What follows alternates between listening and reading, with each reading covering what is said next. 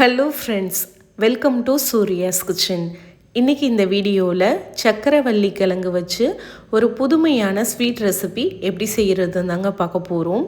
இது ரொம்ப ரொம்ப ஈஸியாக செஞ்சிடலாம். கிழங்கு சாப்பிடாத குழந்தைங்களுக்கு நீங்கள் இந்த மாதிரி கூட ஸ்வீட்டாக செஞ்சு கொடுக்கலாம். இப்போ இது எப்படி செய்கிறதுன்னு பார்க்கலாம். இதுக்கு நான் இன்றைக்கி 250 கிராம் சக்கரவள்ளி கிழங்கு எடுத்திருக்கேன். சின்ன சைஸ் கிழங்கு 3 இருக்கும், பெருசாக இருந்தால் ஒரு 2 கிழங்கு போதும். இப்போ இந்த கிழங்கு நல்லா கழுவிட்டு இந்த மாதிரி கட் பண்ணி எடுத்துக்கோங்க. இதை நம்ம ஆவியில் வேக வச்சு எடுக்க போகிறோம். நீங்கள் குக்கரில் வேக வைக்கிறதுனாலும் வேக வச்சு எடுத்துக்கலாம். இப்போ ஒரு பாத்திரத்தில் 1 கப் தண்ணி ஊற்றி நல்லா சூடு பண்ணிக்கோங்க. தண்ணி ஆவி வர ஆரம்பிக்கும் போது ஒரு ஸ்டாண்டு வச்சுட்டு ஒரு ஸ்டீமர் பிளேட் வச்சுட்டு அதுக்கு மேலே நம்ம கட் பண்ணி வச்சுருக்க கிழங்கு எல்லாத்தையும் அடுக்கிக்கலாம். இப்போ மூடி போட்டு இதை ஆவியில் ஒரு 10 நிமிஷம் மட்டும் வேக வச்சு எடுத்துக்கலாம்.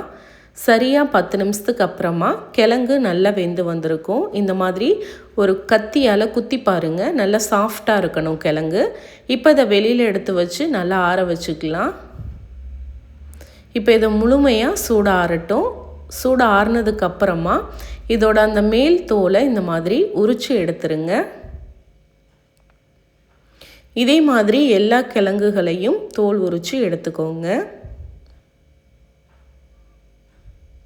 ஈஸியாக உரிக்க வந்துடும். நல்லா ஆறுனதுக்கு அப்புறமா நீங்கள் உரிச்சிங்கன்னா ஈஸியாக உரித்து எடுத்துடலாம் இந்த மாதிரி. இப்போ எல்லா கிழங்கையும் தோல் உரித்து எடுத்ததுக்கப்புறமா இதை ஒரு மிக்ஸி ஜாரில் சேர்த்துக்கோங்க. இது கூடவே 1/2 கப் அளவுக்கு சர்க்கரை எடுத்துக்கோங்க. ஏன்னா கிழங்கு இனிப்பான கிழங்குனா இந்தளவு சர்க்கரை போதும். இல்லை கிழங்கு இனிப்பு கம்மியாக இருக்குன்னா நீங்கள் 3/4 கப் சர்க்கரை சேர்த்துக்கோங்க. இப்போ இது கூட ஒரு 1/4 டீஸ்பூன் மஞ்சள் தூள் சேர்த்துட்டு இதை நல்லா நைஸான பேஸ்ட்டாக இந்த மாதிரி அரைச்சி எடுத்துக்கோங்க. அரைக்கும்போது தண்ணி தேவைப்பட்டால் ஒரு 2-3 ஸ்பூன் அளவுக்கு மட்டும் தண்ணி சேர்த்துக்கோங்க. ரொம்ப தண்ணி சேர்த்து அரைக்கக்கூடாது. இந்த மாதிரி கெட்டியாக தான் இருக்கணும் அரைச்சதுக்கப்புறம். இப்போ அடுத்ததான் அடுப்பில் ஒரு பேன் வச்சுட்டு 2 டீஸ்பூன் நெய் சேர்த்துக்கோங்க. நெய் சூடானதும் கொஞ்சமாக உடைச்ச முந்திரி பருப்பு போட்டு நெய்யில் வறுத்து விடுங்க. முந்திரி பருப்பு நல்லா செவந்து வந்ததும் இது கூட நம்ம அரைச்சி வச்சுருக்க கிழங்க சேர்த்துக்கலாம். முந்திரி பருப்பு ஆப்ஷனல் தான். சேர்க்கும்போது நம்ம அந்த ஸ்வீட் சாப்பிடும்போது வாயில் கடிப்படும்போது ரொம்ப நல்லாயிருக்கும். அதுக்காக தான் சேர்க்குறோம். விருப்பம்னா சேர்த்துக்கோங்க, இல்லைன்னா தேவையில்லை.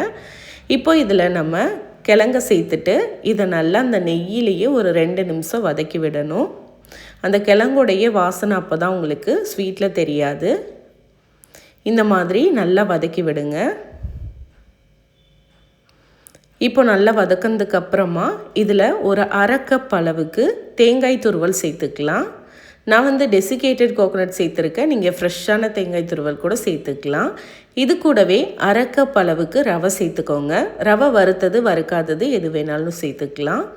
சேர்த்துட்டு இதை நல்லா கலந்து விடுங்க. அடுப்பை மீடியம் ஃப்ளேம்லேயே வச்சுக்கோங்க. ரவை தேங்காய் நல்லா ஒன்று சேர்ந்து வர மாதிரி ஒரு நிமிஷத்துக்கு நல்லா வதக்கி விடுங்க. வதக்கினதுக்கு அப்புறமா இதில் 1 கப் அளவுக்கு காய்ச்சி ஆற வச்ச பால் சேர்த்துக்கலாம். அளவு எல்லாமே நான் 250 ml கப்பில் தாங்க சொல்லியிருக்கேன். இப்போ பால் சேர்த்ததுக்கப்புறம் அடுப்பை மீடியம் ஃப்ளேமில் வச்சு இதை நல்லா ஒன்று சேர்ந்து வர மாதிரி கட்டி இல்லாமல் கலந்து எடுத்துக்கலாம். இந்த அளவுக்கு வந்ததுக்கப்புறமா இதில் ஒரு சிட்டிகை உப்பு சேர்த்துக்கலாம். இது கூடவே ஒரு 1/4 டீஸ்பூன் ஏலக்காய் தூள் சேர்த்துக்கலாம். சேர்த்துட்டு இதை நல்லா கலந்து விடுங்க. அடுப்பை மீடியமாகவே வச்சு இதை நல்லா கலந்து விடுங்க. இப்போ இது நல்ல ஒரு கெட்டியான பதம் வரணும். அது வரைக்கும் நம்ம கலந்து விடணும். இப்போ பாருங்கள், நல்லா இந்த மாதிரி ஒரு கெட்டியான பதத்துக்கு வந்துருச்சு. இந்த பதம் வந்ததும் அடுப்பை ஆஃப் பண்ணிக்கோங்க. ஆஃப் பண்ணிவிட்டு இதை நல்லா ஆற வச்சுக்கோங்க. முழுமையாக சூடு ஆறுனதுக்கப்புறமா இந்த மாதிரி இதிலேருந்து கொஞ்சமாக மாவு எடுத்துக்கோங்க. சின்ன ஒரு நெல்லிக்காய் அளவுக்கு மாவு எடுத்தால் போதும். உங்களுக்கு எந்த சைஸ் வேணுமோ அதுக்கு தகுந்த மாதிரி எடுத்துக்கோங்க. இப்போ இதை உள்ளங்கையில் வச்சு இந்த மாதிரி நல்லா அழகாக உருண்டையாக உருட்டி எடுத்துக்கோங்க. இதே மாதிரி எல்லா மாவையும் ரெடி பண்ணி எடுத்துக்கலாம். இப்போது இந்த பேனை அப்படியே எடுத்து அடுப்பில் வச்சுக்கோங்க. இதில் 1 டீஸ்பூன் நெய் சேர்த்துட்டு இந்த நெய்யிலேயே அந்த உருண்டைகள் எல்லாமே நல்லா ஃப்ரை ஆகிற மாதிரி ஃப்ரை பண்ணி எடுத்துக்கோங்க. அப்போ தான் உங்களுக்கு மேலே நல்லா கிறிஸ்பியாக உள்ளே நல்லா சாஃப்டாக இருக்கும். இப்போ பாருங்கள் மேலே லைட்டாக கோல்டன் கலர் வந்ததும் அடுப்பை ஆஃப் பண்ணிவிட்டு இதில் கொஞ்சமாக டெசிகேட்டட் கோகோனட் தூவிட்டு இந்த மாதிரி லைட்டாக ஒரு பெரட்டி எடுத்திங்கன்னா பார்க்குறதுக்கு அழகாக இருக்கும், சாப்பிட்றதுக்கும் ரொம்ப டேஸ்ட்டாக இருக்கும்.